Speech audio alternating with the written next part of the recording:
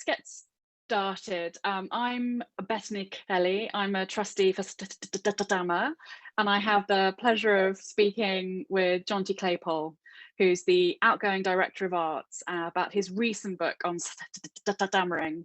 Hello, Jonty, from Manchester. No, I'm in London. I work.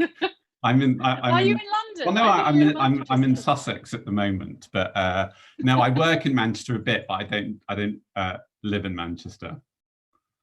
Oh, okay. Well, it's exciting. So look, your book, Words Fail Us, in Defence of Disfluency, is a cultural history of speech disorders, an exploration of the growing stammering pride movement, and a passionate argument for diversity in speech and communication.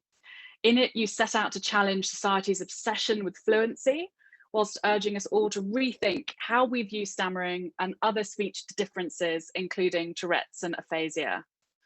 Wow, that is a hell of a lot for us to get through in 30 minutes, but we will do our best. But before we get started, I wanted to extend our congratulations. You've been listed in the Booksellers 100 Most Influential People. You got an MBE in the recent New Year's Honours list in recognition of the impact of your Arts Online and Culture in Quarantine initiatives. And you're the newest patron for STAMMA. That's pretty impressive. You come across as quite a shy person, and you describe your interest in the book as producing programs rather than presenting. What's it like to be a stammerer talking about stammering in front of other people who's stammer? The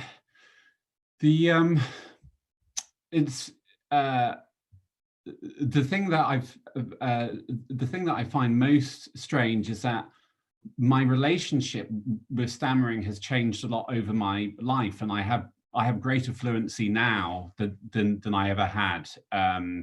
And so I began in my early 30s. I did this whole book was triggered by the brilliant courses at City Lit, and one around interiorized stammering in particular. And for me, the kind of conceptual approach of that course, which was about not hiding from your stammer or being ashamed of it, but starting to kind of look it in the eyes, set me off on a kind of journey of exploration into stammering, which happened over the last 10 years. By the time I finished the book, I'm at a stage in my life where, for various reasons, my interiorized stammering is now something I'm less aware of than I was at the time. So on one hand, it's very strange to be talking about stuttering for the first time publicly at the moment in my life where I have a least day-to-day relationship with it. So that's the strangest thing, I guess.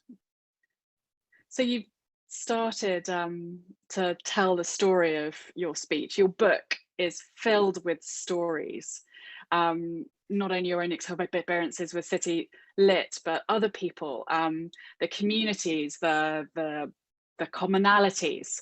And what I particularly liked is how people who speak differently are really, in your view, challenging society, almost in a way to save society from itself with this enthusiasm for hyperfluency. Can you give us a quick story? Can you give us a quick story of your own stammer? You're a dad to 2 young children. In fact, you dedicate your book to Constance, your wife, who has a stammer. Your mum has a stammer. There's so many parts of that. What's your stammering story? I became aware of stammering as a kid when I was very young. I wasn't aware of something happening in my mouth. I was aware that something was being talked about by my parents or by teachers.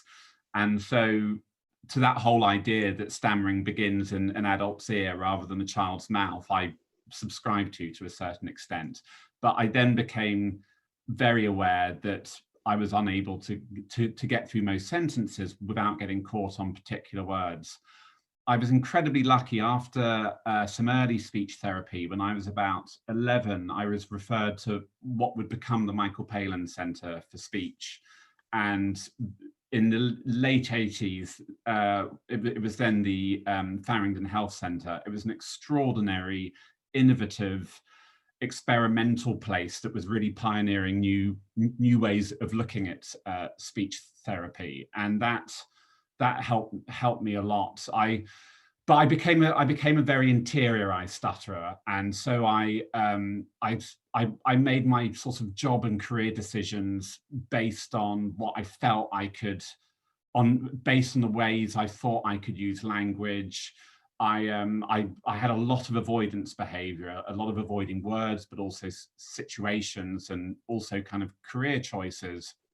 And then in my early 30s, it was proving very difficult for me. And that was when I then did the last time I did speech therapy, which was City Lit. The thing that happened on that course was that there's an exercise you do, and I suspect you still do it, but you have to go out into the public and stop strangers and do a voluntary stutter, which is something I'm sure you're all aware of. But the main thing was not to break eye contact. And I remember the first time I did this outside Holborn Station, and I stopped someone and said, "Excuse me, can you tell me the way to Covent Garden?" That I'd never looked anyone in the eyes in my life before when I'd stuttered, never. And it was, for me, it opened up this some desire to look at stuttering in a way I never had. And I became aware that this thing which had dominated so much of my waking hours, so much of my anxiety, determined so much of what I did, I knew almost nothing about. I was so ashamed of it that I didn't even know what stuttering was or what caused it. I didn't really know other people who stuttered except for those I'd encountered through speech therapy. And I thought for the first time, I need to know this. I need to know what this thing is. I need to know what other people's experiences have been. And so at that point, I also became interested in people with other types of difficulty in speech. And I began talking to people who have prominent vocal tics from Tourette's, or have dysarthria of speech because they have MND or cerebral palsy. And at that point, I began to think, okay, these are all very different conditions, but there are certain things that they have in common. In some cases, they have neurological things in common, but also the thing they all have in common is that everyone who has a speech disorder of some sort has a very different relationship with language to what the mainstream or majority have. And for us, language is a very unreliable tool. It's not necessarily a friend either. And anyone who has that relationship with language thinks about language, I think, in a fundamentally different way to how most people do. And that was very interesting to me. Yeah, that just comes through in your book and all the different stories. You know, whenever any of us are asked about stammering, or we're interviewed, everybody wants, it seems like, the whole of society want a misery story of where we were bullied or we cried ourselves to sleep, and then we have a recovery. But it's so much more than that. Living with, as you say, language that you can't always rely on, or isn't going to behave as you think. I found in your book the stories of particularly very famous people that I'd never heard the stories of. Nye Bevan, creator of the NHS, who shows this amazing persistence and resilience and defiance to challenge the way that he spoke, so that he was not only able to go toe to toe with Winston Churchill, but actually almost challenge what it meant to speak in a parliamentary debate, and also create the NHS. And there's so many wonderful stories like that. What were your favourites when you were doing your research? I think Lewis Carroll was so important for me. It happened quite early on, but Lewis Carroll, who is one of the most world adored writers. I mean, the Alice books are the most translated books after Shakespeare and the Bible. So he is this kind of universally loved writer. And the more I began to look into his stutter, the more it became obvious to me what a significant part it was of both his life and his output. And biographers in the past, because biographies of Lewis Carroll have been written by people who don't stutter, they've tended to miss it. And so what they do is a lot of speculating on his sex life and how that might have influenced his work. And yet it's there through all of Lewis Carroll's letters and diaries. It's the thing he keeps coming back to. And he, in 1859, he went and spent a summer on what is the first stammering kind of group therapy residency set up by a man called James Hunt. And for anyone who stutters, to know that an adult who's got a job gave up sort of 6 weeks to go and address this one thing, that's not a small, insignificant part of their life. It's completely fundamental and central to it. Now, something happened on this group residency, because it wasn't just Lewis Carroll. There were these other writers who became the first wave of fancy writers. There was Charles Kingsley and George MacDonald Fraser, who went on to write these early fairy books. And certainly what happens to Lewis Carroll in his writing in Alice in Wonderland happens pretty soon after he's done this. So something's happening on this kind of group residency on the Sussex coast that gets Lewis Carroll thinking about language in a very, very different way, which I won't go into in too much detail here. But there's sort of two things I find really fascinating. One is that in his letters, he talks about the hard C being his hardest sound. And he talks about going into a shop to buy, I can't remember, it's something that begins with C, and he always gets stuck on hard C. Now, Lewis Carroll, Charles Dodgson was his name. He then creates a pen name for himself, which is Lewis Carroll. And so I'm fascinated by why Lewis Carroll chose the hardest sound possible to be his pen name. To me, this is kind of completely extraordinary. And then at the end of his life, in one of the last letters he wrote, he wrote to a friend talking about his stutter and how it was the thing that had been with him all through his life. So for me, this was such an important story, because in looking at a kind of a neurodiverse way of understanding stuttering, which is not just as a disorder or as an impairment or always negative language, but as a kind of productive element that gives you a different relationship with language and a productive relationship with language. Having a kind of ground zero in one of the most famous and best loved writers in the world from 150 years ago, who was thinking about his stutter while writing Alice in Wonderland, was incredibly important for me. And I was able to see a whole bunch of things coming after that. I mean, also finally on this, there are letters from the real Alice where she talks about Lewis Carroll stuttering the Alice stories to her. He's making them up, and she says, and she says he stuttered them. And I just think that's lovely. So that was an important one. Yeah, and there's so much interesting kind of discussion in the book about, you know, key parts of it, like key parts of Alice in Wonderland, like the Jabberwock, you know, and exactly, you know, what that is. So we've got some discussion amongst the audience about all those references. Well, there's loads in there. There's absolutely loads. An interesting question just to ask.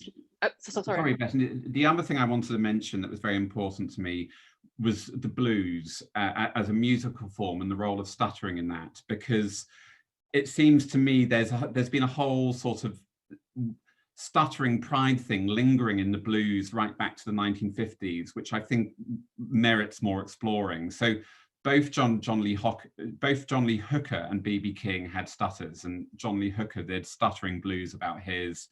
B.B. King talked about getting into the blues because he found that in talking blues, he could speak more fluently. And there's a whole thing in the way that stuttering is portrayed in rock music, which is as a kind of rather sexy thing. So in the Who's My Generation, when Roger Daltrey does his that's it's an extraordinary thing, and he became a great sex symbol. And you thereafter get Van Morrison or Robert Plant in Led Zeppelin doing moments in live albums you can hear from the 70s where they deliberately stutter and the crowd goes wild, it's cheering. And so there's a whole interesting thing about blues or blues derivative music where stuttering has this kind of sex appeal to it that I'm quite interested in. Yeah, how do we get that? That sounds great. That sounds really useful. So look, I have to ask you, you're director of the arts. What do you think about the way that your book reveals things about your speech and your stammer? What do you mean? Well, you've structured, you know, as if Lewis Carroll wrote Alice in Wonderland in the sort of where his speech is integrated into everything that he's written about and done. Do you think there's an echo of your own speech and your own relationship to your speech in this book?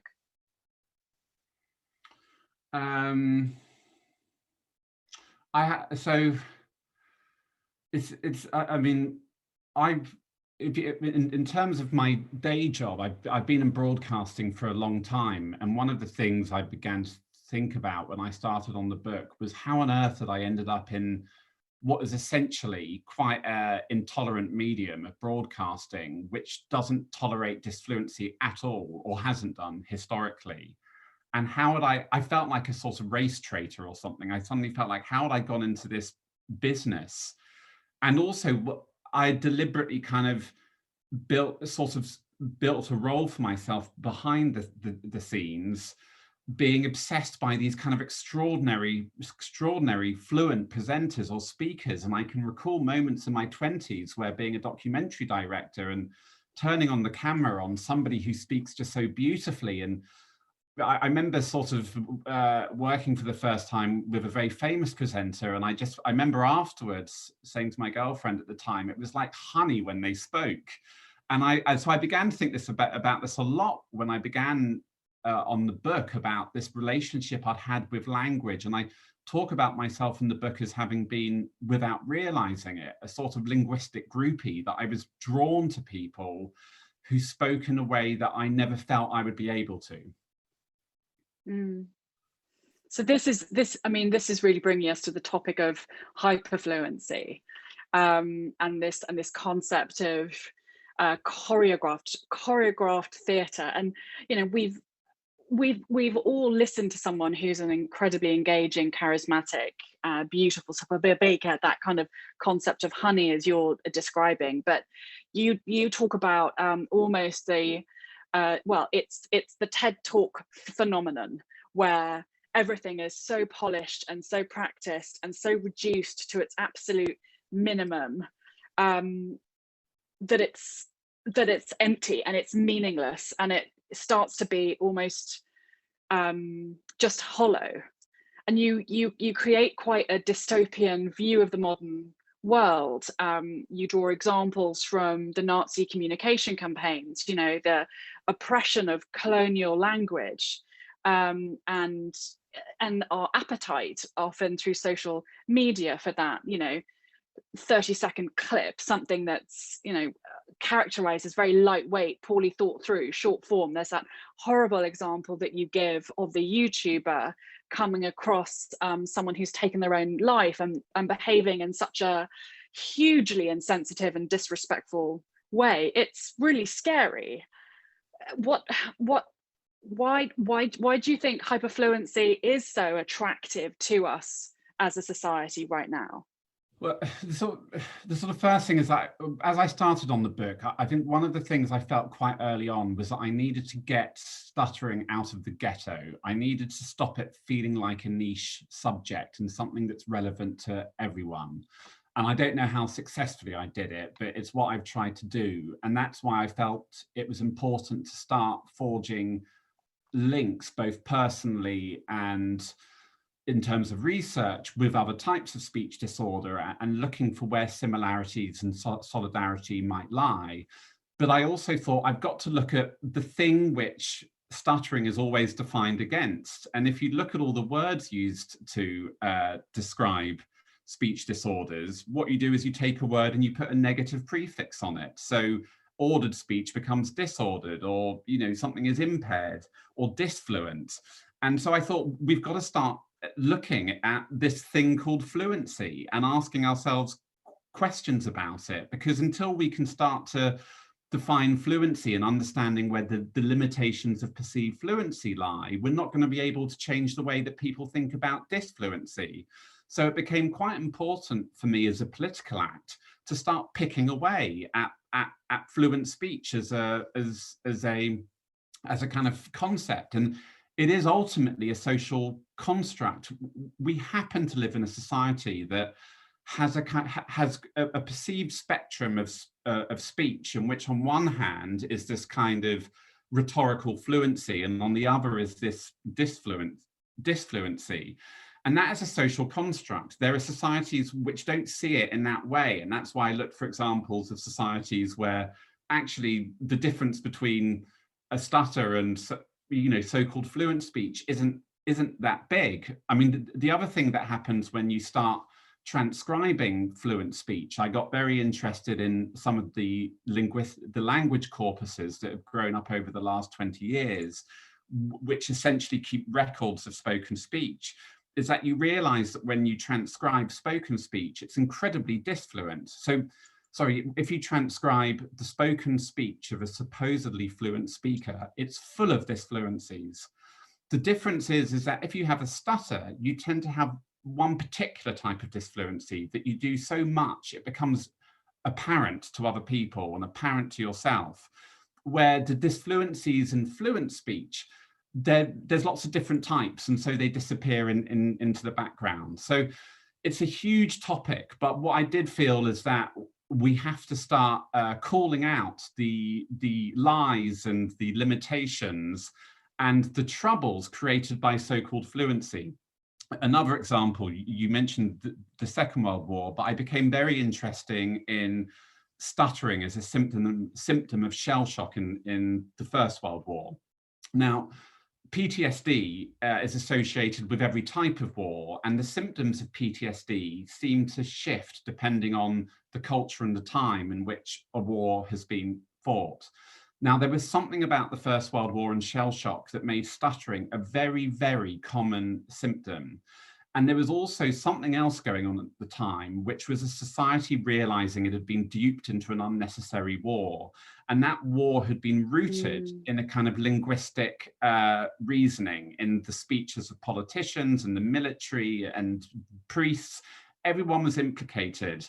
And there seemed to be something going on that people who had felt betrayed by that, who'd been caught up in the war, sort of turned on language itself in some way, or turned on fluency. So it's a big topic. And I think there's a real challenge to, as you say, this gulf, as this kind of artificial gulf between extreme fluency and supposed extreme disfluency. But the thing that I found just so exciting was how you unpicked some of the amazing contributions and this kind of societal challenge presented by people who don't speak the same as everybody else. So, we spoke before the call on, the Amazonian tribe who communicate with whistles and hums, people who stammer. You describe in the book as being almost bilingual because they have to have they have to expand their vocabulary to have the words that they want to say and also the language that they can't say. you know, children with Tourette's being able to process language faster. The lovely Jess Tom, who's, you know, she has Tourette's, and her tics, you know, are almost, she describes as being this machine, you know, her kind of, her language machine is working so much faster that this is this kind of overflow, and she's, you know, shouting at the lamppost outside her room each night. So she's having these parallel conversations in the midst of everything. And Marina Abramovich's, you know, the descriptions that you could give of her non-verbal performance art, there's a huge amount of contribution to language and you know, actual discourse that comes from people who speak differently. There was an amazing conversation that you shared with your cousin Jilly, and she has motor neurone disease, and you said that she, you know, she finds that because she can't yell at her children, she's actually a better parent because everything has to be planned, and her children listen more, and she thinks that they're more compassionate, and they, you know, they understand that they can't talk over people. You know, there's so much benefit. Why aren't we more proud of our speech? Why aren't we more embracing and challenging, do you think? I think the main problem, I think most social change occurs as a result of activism, and activism done by communities who have a shared identity. There was a really interesting line which struck me from the sociologist Irving Goffman, who as early as the 60s wrote about how kind of activist community groups and support groups have risen up amongst almost every type of challenge that individuals face. Alcoholics have Alcoholics Anonymous and so on. And he said, it's a book on stigma, and he says, there are speech defectives who there is something about their condition that makes them very reluctant to work together. And what I do know is that as a kid, when I was a kid, there didn't really seem to be anything in terms of kind of the sense of a stuttering community. And I certainly can account for a kind of psychology in which I was so ashamed on the occasions when I met other people who stuttered. I didn't want to talk to them about it. I didn't want to acknowledge it. And so I think there has historically been a reluctance by people who stutter to organize, and this was also taught to people. I mean, speech therapists, well, lots of speech therapists, up until the 1950s and 60s, parents were told, if your child stutters, for God's sake, keep them away from other children who stutter, because it'll just make it worse.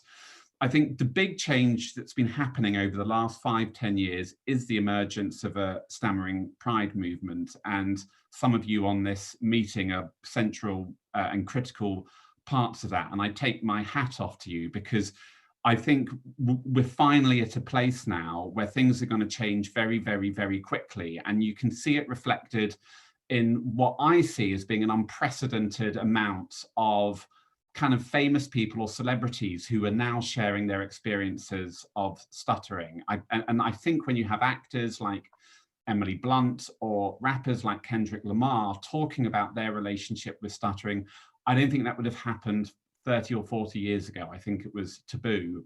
And obviously it's been a really big year in that, you know, America now has a president, Joe Biden, who's talked a lot about his experiences of stuttering as well. But I think it definitely starts with organizing and organizing and starting to tell our story in a way that is not one rooted in shame and apology, but one rooted in pride, and showing just how linguistically versatile we are, how productive we are, the ways in which we think differently, and just telling our stories.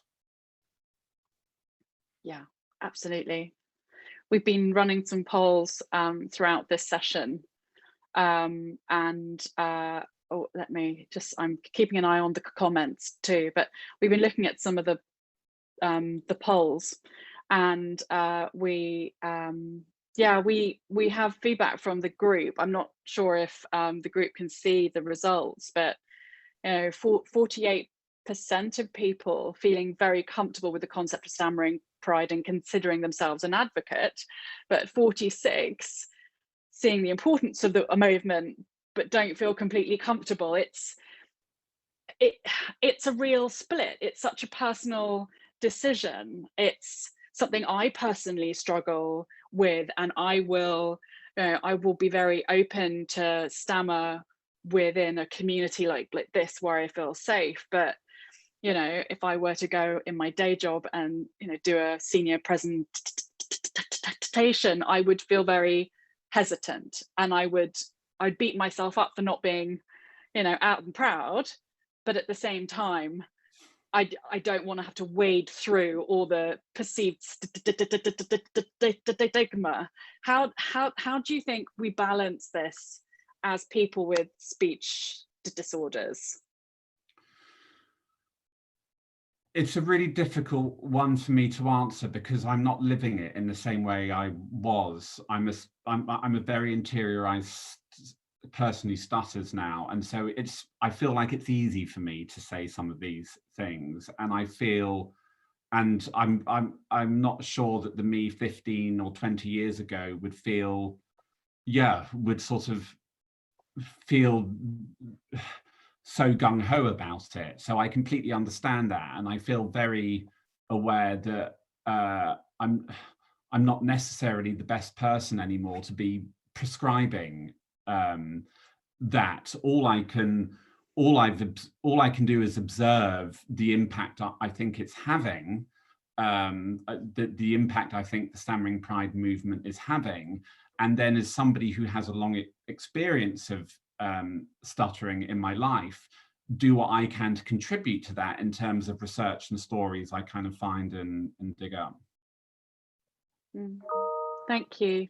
So look, let's bring the audience in at this point and get their comments and questions. There's a lot of people sharing that just despite stammering for 45, 50 years, still feeling uncomfortable, despite wanting to embrace it and be proud of it.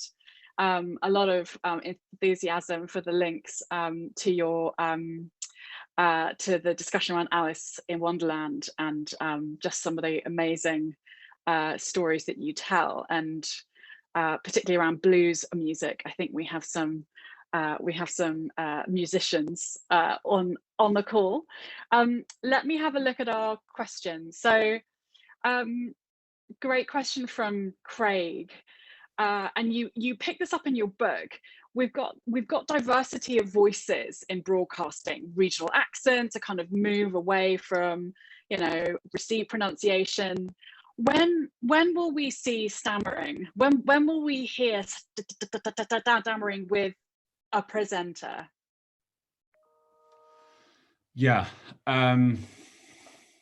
Hopefully soon. I think I mean my experience from broadcasting is that broadcasting has got a lot better over the last 10 years in terms of representing disability. However, I think what I feel in my heart is that there are certain disabilities which sort of are perceived to work better in a broadcasting context. And I think the last taboo is speech disorders. Broadcasting is so fluency obsessed that it's speech disorders which are, and I was very, one of the things I write in the book is about when Nick Robinson a few years ago came back on the Today programme after an operation on his throat, in which he had a tiny bit of a croak to his voice, and you would not believe the issue this became of people writing in, newspapers writing about it, is he fit to broadcast? And I remember thinking, my God, if all I could hear was a brilliant speaker. And I thought, And it was just, as you say, it was a slight squeak. It wasn't in any way a barrier to understanding. It was just a squeak.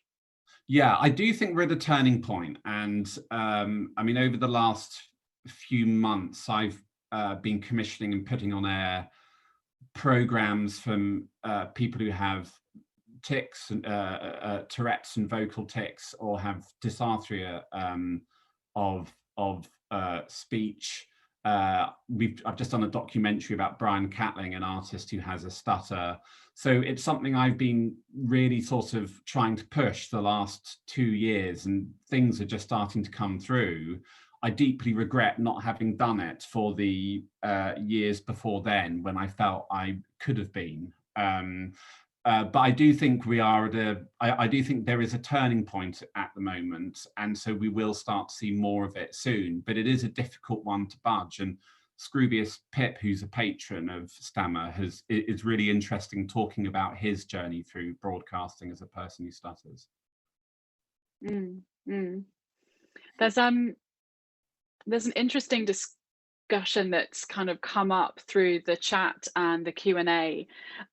Rory kind of nicely brings it together, and it's this question about seeing the commonalities between other speech disorders or conditions that affect speech, like, as you've said, Tourette's, cerebral palsy, and you know, your proposal in the book that these conditions should kind of come together under the umbrella of neurodiversity. You know, is there, you know, we actually held a discussion on the Facebook group for STAMMA, and there was a real interesting split as to kind of the pros and the cons. I've got some of the comments here. I mean, thanks to Jim, Mandy, Colin, Alan, Liz, Alexander, Paul, Naheem, and Christine. I mean, there were concerns that by grouping people together, that we are automatically defining stammering as a disability, and that might mean that people don't understand stammering. But then there was also the thought that by grouping together under the term of neurodiversity, you know, there's strength in numbers, and you know, often, as you've said, you know, and certainly my experience, I didn't really encounter other people that stammer, and it can feel quite niche. So joining up with other people and other conditions might be valuable. What would you, you know, what would you say about bringing speech disorders together in terms of making that societal change? Do you think there's a risk to stammering, or? Yeah, I think it's a risk if it becomes a fixed thing, where for me, I see it as a useful tool, that if we get the networks going, then you can join together at certain moments where it feels relevant, but also they are very different things. So I would never advocate saying, you know, all speech disorders are, you know, they're all ultimately kind of speech disorders. They're therefore all the same thing, and that's that. And I think that would be very wrong to very different experiences that people have. I think it's a useful tool. So, for instance, one of the things I'm really struck by is the fact that in 2021, you still regularly see in job descriptions, the person who gets this job will be a fluent and effective speaker or communicator. And that is a form of discrimination. And in order to change those things, I think that is a line which not only in theory rules out a person with a stutter from a job, and I think a lot of us have experience in the past of where we haven't got jobs because of our stutter, and sometimes we've been explicitly told that, which is rather shocking, or other times it's been rather more sinister and implied.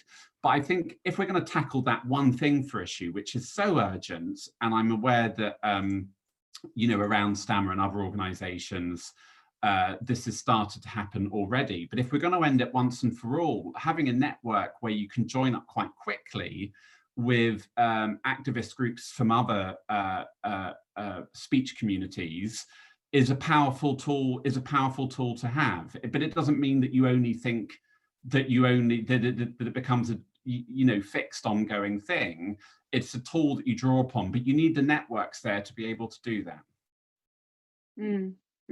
Absolutely. I mean, there's it's absolute recognition across the stammering community at that dreaded phrase, good communication skills. And, you know, as you've shown, the huge amount of creativity, innovation, resilience, and other skills that can be brought by someone who, you know, empathy, listening, by someone who comes with a stammer. We're coming to time. The questions are still coming in. There's comments coming in. I wonder, Jontys, this is kind of putting you on the spot, but there are some kind of like media related questions about pitching and an agent for people who stammer to try and promote them. Would you mind if I gathered up some of these and emailed them across, and perhaps we could put them in a blog after this event? I'm very just to give people a time.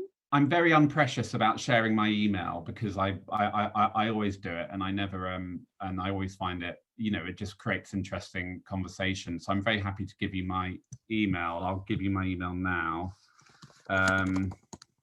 But yeah, very happy to kind of think around media and so on, or whatever else people want to suggest or ask. Fabulous. Thank you so much. That's really, really generous. I put the last poll up just to kind of see if we've managed to, in this discussion, shift attitudes towards your own stammer. This gives me an opportunity to both thank Jonty for making time this lunch time. It's clear that everyone has got masses out of this. If you haven't read Jonty's book, please let me plug it now. It's $14.99, but you can get it at a discounted price of £10 per copy with £3 postage and packaging. All the details are on the invite, so you'll be able to just quote stammer when you purchase, and you can get that discount. Thank you everybody for being part of this conversation, especially those who've commented and asked questions and kind of kept this debate going. I want to take a look at the poll. Oh, let me see if I can. So we've got a score of 5 being the most positive. This is going to really test my maths. I think we've got around, yeah, over 50% people feel that they feel more positive. Yeah, 30 super positive, you know, 5 and 4. If I were to be sneaky and include that, that's 50% people. 50% of people are feeling more positive about their stammer now. So perhaps we can all think about our own personal ways to bring stammering pride into our own lives. But thank you, Jonty. Thank you for making time. Thank you everyone for joining us. Please keep warm, stay well, and enjoy the rest of your day. Thank you.